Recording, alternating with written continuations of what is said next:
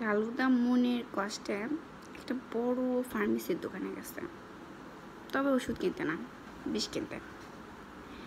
এবার ওষুধের দোকানে গিয়ে বলতেছে যে আমাকে একটা বিষের কৌটা দেন।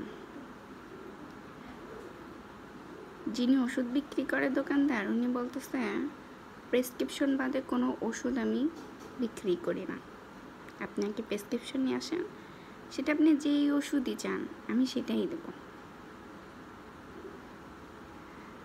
তখন লালুদা আবার বাসায় আসছে। বাসায় এসে সে বিয়ের সময় কার্ড ছাপাইছিল, ওখান থেকে একটা কার্ড নিয়ে গেছে।